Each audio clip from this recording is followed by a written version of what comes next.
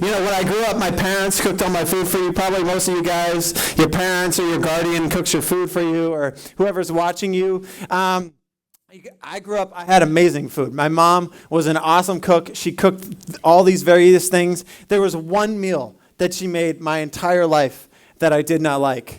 And nobody else liked it, so it kind of worked out. But it was a weird thing. It was a Mediterranean dish. I like most Mediterranean food, but that one just didn't work. And so I grew up getting all this amazing food, eating the right thing all the time. My mom would pack me lunch. My mom would make me breakfast. My mom would make me dinner. It was fantastic. I liked the arrangement. And then, like many of you guys probably will, I went to college. Now, you guys may have heard the horror stories about what goes on in college. Basically, if you don't have a meal plan, you starve to death. And that's what I did. My very first year, my parents gave me enough money so I could buy lunch, which was fantastic, but that meant I only ate lunch. And the rest of the day, I would just starve. And then after that sophomore year, they started weaning me off. And then I was completely on my own, which meant that all I ate was ramen noodles, maybe a can of soup on a good day, and spaghetti. Not exactly your most nutritious diet, right? You guys know man shall not live on spaghetti alone. But I did, and I'm living proof that you can. For 2 years. Amen. Amen. Right. But I was so malnourished. I was so skinny. The freshman 15, maybe you guys have heard of that. You go to college, you gain weight. I lost 15 pounds when I went for my freshman year because I didn't eat enough food. And then continuing on through that, I just kept eating the wrong things, and it started affecting my academic performance, and I couldn't focus well, and I was working a job where I had to stay up till 4 a.m. and then get up at 8 a.m. for classes. So I wasn't getting sleep, and I wasn't getting enough food, and eventually my mom came and she picked me up from one of my terms, and I had a nervous breakdown in her car. I hopped in, I got my bags, I'm like, all right, good, vacation. She's like, Steve, how was it? I just cried for the whole way home for like an hour and a half. She's like, what did I say? What did I do? I'm like, it's not you, I haven't eaten anything for 2 months. And but then when they would come down and they would buy me food, man, I would get vegetables at a restaurant. Like, you guys know that's insane, right? Who gets vegetables when you go out to eat? You get French fries, because you never have French fries. Oh, okay, there's 2 people. All right, my bad. I guess potatoes are a vegetable, so that kind of works out. I was having vegetables. But I would actually I'd be like, can I just have like beans or maybe a whole thing of corn? Can I get a bowl of corn, please? Or peas, anything, mixed vegetables, just load it on me. I need these. And I would feel so good after I got the right food. And now, we're going to transition into the Jesus part of this. You guys know when you come here, right? We don't come to talk about food. We come to talk about Jesus. Everything I use is a metaphor. All right, we're going to talk about one time. We talked all last week about how Jesus was food and how he equated himself to spiritual food. And if you're coming and you're eating from him, then you're eating from the right food and you're getting the right things and you start to understand who he really is. And I want to talk about what happens when we actually start doing that. We've been following Jesus. He's been throwing us the breadcrumbs. We start actually getting some of those right things that we're eating. He's giving us just preparing these gourmet meals for us. And we're like, this is the best food I've ever had. What happens from there? So I have a verse. Naturally, this is a verse from the book of Matthew. We've done a lot of looking at Matthew through this series. So Matthew was written by a guy named Matthew, we believe. Right before this is what we talked about the very first week. And so he's been healing people. He's had crazy scenarios. He's called Matthew, who wrote the book, to come follow him. So this is kind of like almost following in Matthew's steps. So Matthew would have heard this right after seeing some of the miracles Jesus did and starting to understand who he really is. And so Jesus has been teaching them. They've been following him. They've been enjoying all the perks. And they come to this turning point. And so this is in Matthew chapter 9, verse 35. It says, and Jesus went through all the cities and villages, teaching in their synagogues and proclaiming the gospel of the kingdom and healing every disease and every affliction. Obviously, he's getting some pretty big PR. People are following him for the miracles. People that, had limps or were missing, parts of their body or died. He was raising them up, so naturally people were kind of impressed and following him. And so it says, when Jesus is doing all this, when he saw the crowds, so the people that are attracted to him. He had compassion for them because they were harassed and helpless, like sheep without a shepherd. Have you guys ever seen sheep? Where were they? Yeah, in a barn. Have you ever seen a sheep in the wild? No, like one of those big fluffy things just running down the street? You actually have. Actually, I've seen. I actually believe you are lying right now. Right, you don't see a lot of sheep running around in the wild. You know, I've never been in the woods around here and just run into a sheep that's just in its natural environment, like with its little sheep home with its sheep wife and a little sheep house. Like, you don't see that. They don't exist outside of some protection. So Jesus looks out at these people and he's like, man, these guys are like lost sheep. It's like if I was a sheep and you just put me in the middle of the woods, I would last about 30 seconds before a turkey got me or something, you know, or a chipmunk like just went for the jugular. He looks at them, he's, man, they're helpless. They have nothing. So what does he do? Does he say, all right, here's the deal. I'm God, so we're just going to make everyone's problems go away? I'm just going to fix everything right here? No, he continues on, and he looks, and then he said to his disciples, so this is all the people that are following him up to this point. The harvest is plentiful, but the laborers are few. Therefore, pray earnestly to the Lord of the harvest to send out laborers into his harvest.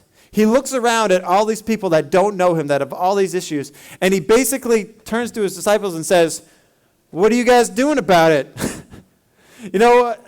Are you guys, what are we going to do? Why don't you pray to God that he'll send people out there to reach out to these people? And so maybe you're coming here tonight and you are someone who Jesus is talking to. You've been following Jesus for a while, and you're getting challenged, you're getting your needs met, you're getting all the things that you need from him spiritually, and Jesus calls and he's speaking directly to you. Or maybe you're the sheep. You come here for the first time, you have no idea what's going on, you don't even realize there's a problem, and all of a sudden there's this guy talking to you, and you're like, who gave this guy a microphone? Why is he saying I'm a sheep? No one has ever called me a sheep. Like, I want to punch this guy. What is he talking about? You don't call me a sheep. And I want to talk about what happens when we start eating the right food, because no one comes to this scenario and just says, all right, God, I'll pray, I'll do it. What do you need me to do? This happens only when we've been following him and we start seeing things through his eyes. So let's look at this for a little bit.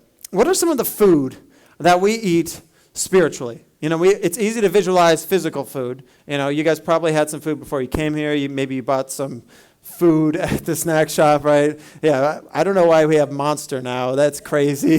That's kind of frightening to me. But, right, what are some things that we feed on spiritually? And this is an open question to the group.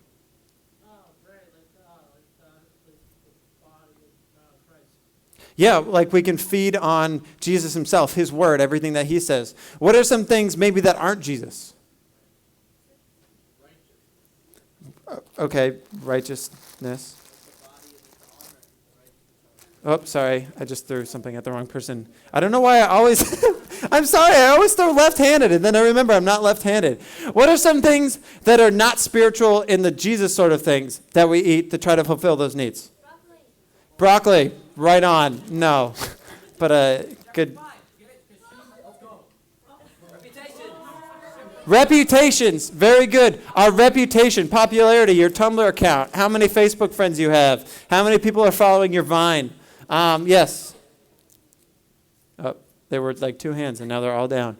Look, yes? Ego, yeah, your ego, thinking you're better than other people, constantly having to be better than other people in order to feel good about yourself. Pride, absolutely. What are some other things? Yeah, like your relationships with other people. You can put all of your stock into other people. Compliments. Oh, man. That was a really good thing you said. That was the best thing that anyone said tonight. The best idea. Really good job. It was compliments. Yeah. Other things. Okay. Nobody knows. All right. You guys covered them all. What? Clothes. Nobody said that, and that's a really good one. Clothes. Okay. Money. That's also. All right, guys. I got it. All right. Money. Money in the bank. Right, so there's all these things that, especially if you're not following Jesus, if you have no idea what it is, you start trying to fill yourself and to be satisfied in these things that you see around you, what everyone else is doing, right?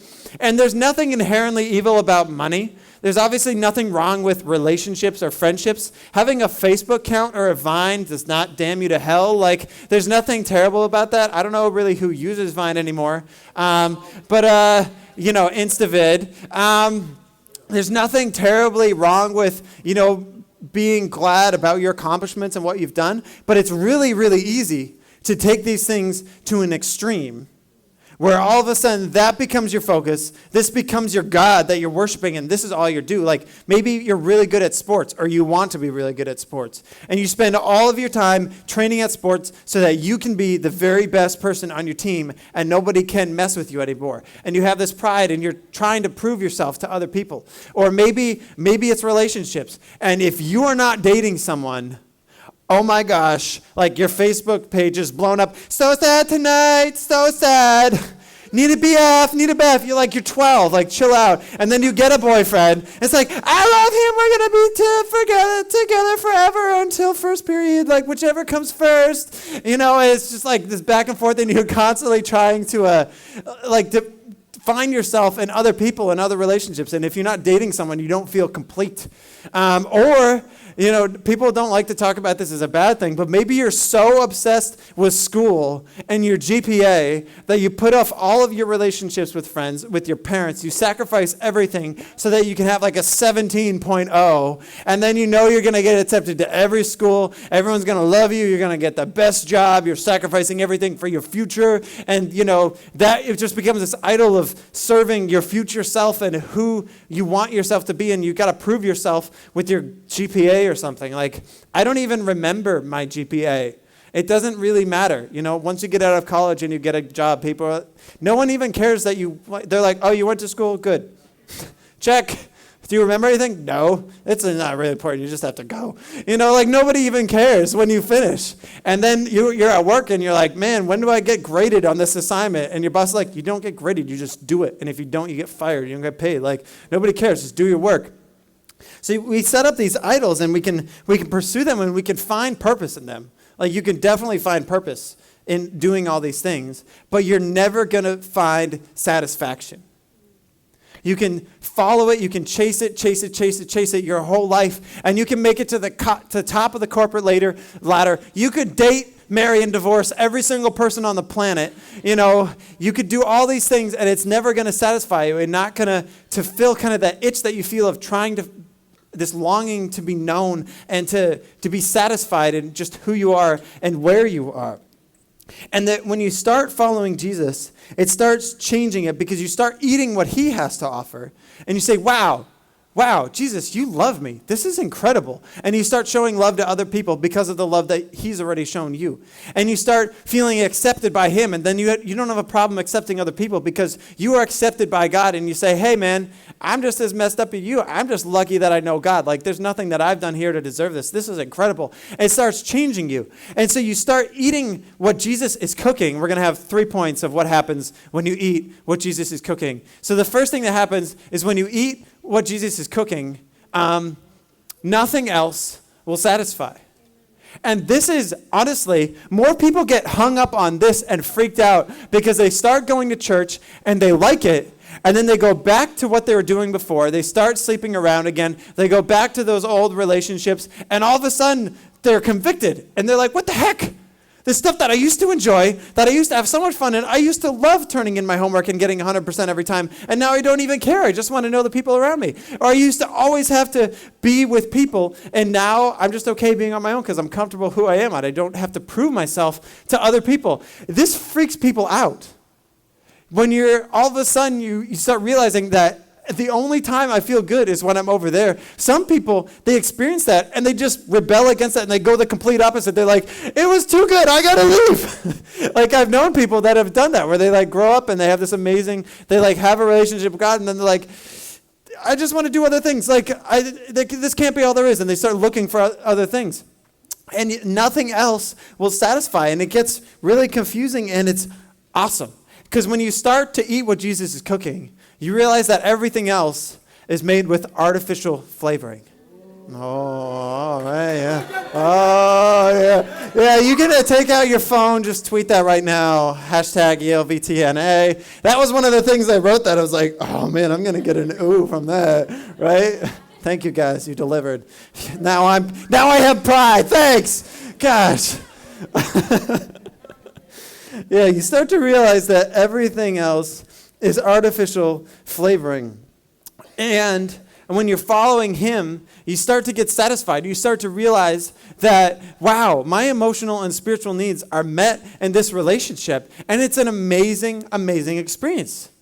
All of a sudden, you're like, you don't have to prove yourself to everyone. You can just enjoy relationships with other people. You're not as bitter and terrible to other people. Maybe your anger that you have inside that you have no idea where it's supposed to go, it just kind of disappears because of your relationship with God and the love that is just overflowing you from that. And it starts changing you. And all of a sudden, you find that you're satisfied.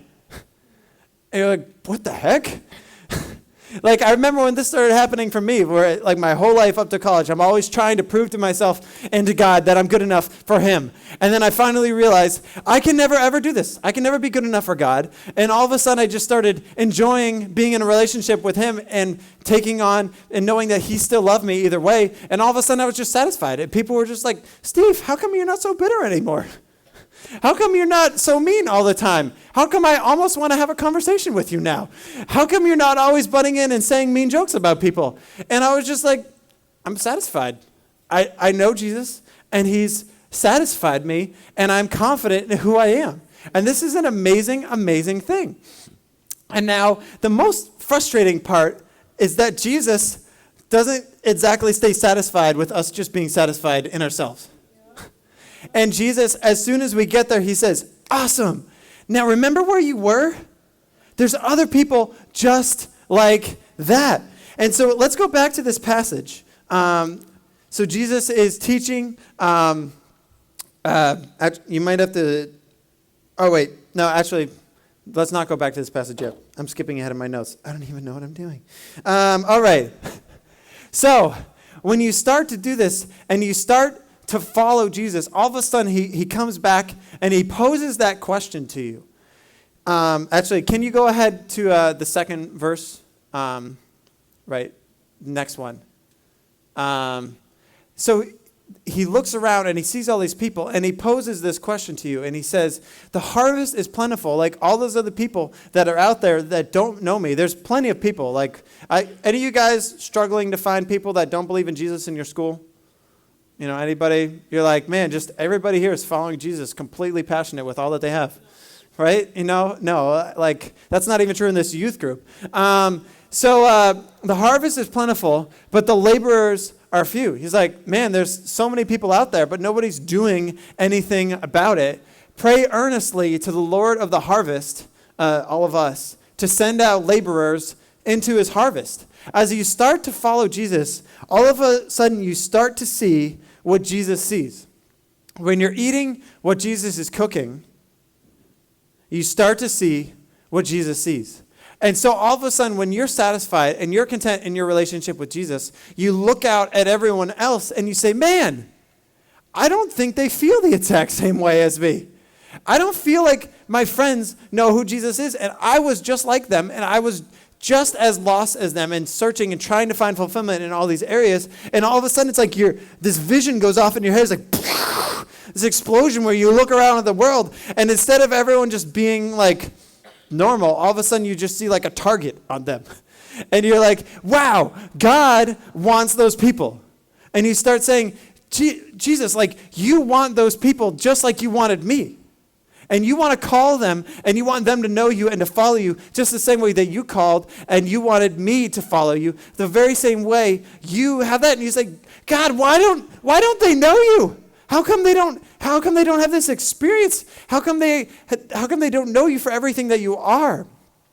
And then Jesus comes right back at you and he says, why don't you pray that God will send people to deal with that problem? If you guys have grown up in church or been around church or maybe heard this joke before, you know that when you pray, you're basically volunteering yourself to do it, right? If you guys, maybe you're an adult leader and you felt like this burden from God and you're like, man, I just feel like the youth, they just need help and like no one's reaching out and they need people to teach them about Jesus. And then the next day there's an announcement at Waters Church or something and it's, hey, we could definitely use some adult volunteers in Elevate. And you're like, all right, God, I already set myself up for that one. When I had come to this church for about a year or so and I felt like I was spiritually full and I was not doing anything about it. And I just felt like I was not doing what I was supposed to be doing. And I remember I went up, we had a Wednesday night service. We have a Wednesday night service here at Waters once a month. And I went up and I asked for prayer and I just said, God, give me something new and different and totally out of my comfort zone. The very next day, God, that like goes straight to the top of his inbox when you pray that. You're like, God, use me for something. He's like, oh, top of the inbox right there. Like, God, heal my cat. God, use me for your kingdom. Right to the top of the inbox right there. And like, he doesn't care that much about mittens. I'm sorry. But when you pray and say, God, use me, it goes straight to the top. And the very next day, I got an email from the pastor here, Pastor Tim. He's like, Steve, why don't you swing by? I want to have a discussion with you. And I was like, well, that was really quick. And I went in and he's like, yeah, the other youth pastor, man, he had to step down and will you be the youth pastor? And he's like, go home, pray about it. I'm like, don't worry. I prayed about it last night. Don't worry. I'll take the job. Like, it's good. Like, obviously things were set up there. And you start to see the opportunities there, and you start to pray and say, God, what send someone to deal with that. And then when you start praying that, all of a sudden he just says, hey, it's on your mind. Why don't you do something about that? You feel really bad that in your school there's no small group that talks about Jesus. And there's a group for every other, anything else you could possibly be, there's a group for. It's like, well, we have 4 toes on our left foot and like my right butt cheek is green. Like we have a club. There's a club for everything except for following Jesus. And you're like, man, like I got to start that at my school. Like, God, send me, have me do it. Or you're looking at your soccer team and you're just like, man, we just have no honor to our coaches. And that's because we haven't experienced God honoring us. I want my team to honor God, and I want my team to honor my coaches. I'm just going to love my coach in a way that reflects Jesus to the rest of my team. Or you're in like a theater group or something, and people just, they joke about all the wrong things, and people have all these wrong impressions, and you're just like, I need to shine God's light in this environment and just love people the way that they are and just to show them God's love through that instead of judging other people.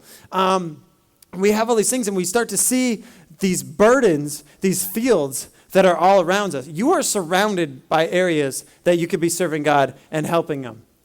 And if you don't believe in Jesus, somebody else is probably praying for you. And there's probably, not probably, I fully believe that God is praying for you as well and calling you, and he's going to use people to bring you closer to him. Maybe it's through Elevate. Maybe it's through a relationship that you have on one of your teams or one of your groups. I believe that God is orchestrating people around you to draw you closer to him. This is his purpose. This is what we're here for. If you just avoid it all, you're going to miss out on everything. So eventually, when you eat what Jesus is cooking, eventually you want to share. Like, you guys know this. Has anyone ever, like, I will forgive you, no judgment. Has anyone ever tweeted or Facebooked or Instagrammed a picture of their food? Never? Never? You guys have not lived. Or like, how have you never had a meal where you said, the entire world needs to know that I cooked bacon today? Like, all of my pictures have to do with bacon. I don't know what it is. It's like, it's spiritually nourishing food to me. Like, when I have it, it's just amazing. When you have an amazing meal, you have to share it. Just to get us visually into this, I have some pictures of food that someone else ate and said, I need to share this with the world and post it on the internet. So let's throw up some pictures of food here.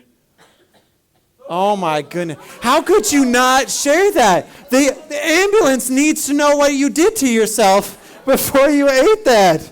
Oh my, it's like 2 patties, ham, bacon, cheese, Vegetables. Look at that. That's a vegetable right there.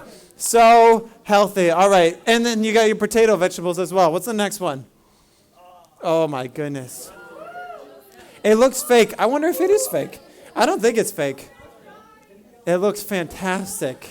Especially coming into the summer months, just a light strawberry tart, man. Oh, my goodness. It's just, how else can you end a day and have it be beautiful? What's the next one? This is like if you go to a baseball game or something where it's part of the experience where you say, I'm watching baseball, I might as well eat cheese fries. Because there's no other time in my life where they sell this and I can justify chili cheese fries. You're like, it's plenty of air outside. No one's going to smell anything. It's an open air environment. This is when I can do it. All right, what's the next food item here? This is for all, I figured we probably had some vegetarians in here, so you guys can just drool over this bush. Yeah. All right, what's the next one? Salad might be one thing, but man, look at this. See it? You're like, what is this? I need to know you. Who are you? Share your stories with me. Can we dine together? It's just, what is this? Is it a pineapple? No, it's not a chip. It's too juicy. It's a folded pineapple. It's been delicately grilled. A pepper with a light garnish, and then just a bow tie on top. Look at that. There's a bow tie on that steak. You know a steak is good if there's a bow tie on it. All right, so when you experience Jesus in a real way, the same way where if I had eaten that steak, I probably would have broken my rule and posted something about it. You just have this burden. You just need to share. And you guys will probably go through the phase where, especially if you come to Jesus and all of a sudden your entire world is open. It feels like you hadn't been able to see, and then all of a sudden you see everything in color versus black and white. And you go to all of your friends and you just run up to them the next day at school like they have no idea what happened. It's just like, John, you need to know about Jesus. It's incredible. And he's like, we are no longer friends. What the heck is wrong with you? And you kind of go through this phase where it's like, you guys are going to hell, and you got to know Jesus, and it's incredible, and blah, blah, blah, and you're just running around telling everyone. You kind of alienate all your friends, and then you have to kind of rebuild those relationships when you realize, oh, wait, that's not exactly the most effective way to go about showing the love of Jesus to people, is to shake them into homeroom, like after I go to an Elevate thing. And you just have to share, and it just bursts out of you, and you learn how to share, and you start learning about Jesus even more, and the more that you learn, the more you want to share. That's basically what I do every week, is I read my Bible, and I go, oh my goodness, I have to tell them that. I can't believe that's in there. This is so helpful. This is so useful. If people are going to show up to something, this is fantastic. I can't wait to tell this to them. I get so excited, especially, I shared this last week, but the other day I read, the first 4 books of the Bible in one sitting, basically. And I wrote out about 100 sermons. I'm I'm good for the next 2 years. I'm just there's so much amazing stuff in here. Everything Jesus says, there's something you can learn from it. This is incredible. And so when you start experiencing Jesus in a real way, you just have to share it. So if you're here for the first time, you're probably here because somebody else experienced that and just dragged you here, and thank you for not defriending them on Facebook. Appreciate it. Hopefully you'll keep coming back and learning about it. Maybe you're kind of in the middle where you're still following Jesus and you're I don't know if I fully believe all this stuff that he's saying, but when I do what Jesus says to do, it works. And when I experience his love, I say, wow, that's crazy. My mom doesn't even love me, but Jesus loves me. And that is changing the way I think about the world. And so Jesus, I have this challenge for you guys where maybe you're here for the first time. Don't worry about it. Just know that you're on somebody's prayer list. Maybe you've been here for a little while and you're starting to feel challenged where you're full. Your needs are met. And you're what do I do from here? Where do I go? As Christians, what do we do once we're just I'm chill with Jesus? We're good. I'm doing the right things and we're moving closer to him every day. What do we do? What are we supposed to do? And Jesus says, hey, if you feel that way, if you're already out there, look around you and just start praying for something and see what happens.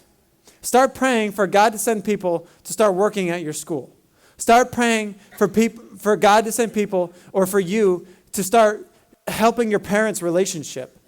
Start praying for healing for something that for someone that needs it. Maybe you have a friend that has cancer. Like, start praying for that. Start being there with that person. Start praying for these things. So I have this question for you, and this might be really revealing. It's, who am I praying for? If you're coming home and maybe you don't pray at all, which is probably a lot of you, or maybe you pray for your food. It's like sending a snapshot of your food to God and saying, God, no poison in here, right? And if there is, fix it. Maybe you pray before you go to bed and you say, God, thank you for this day.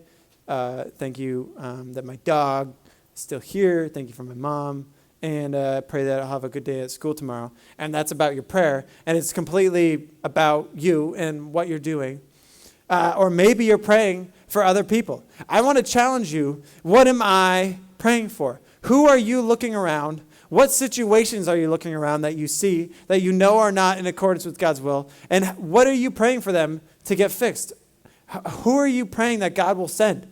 And I'm not saying you have to go and commit to doing all these things. I'm just saying, try praying for it and see what happens. Because I have a feeling when you start praying for something passionately, you'll develop God's burden in your heart to do something about it.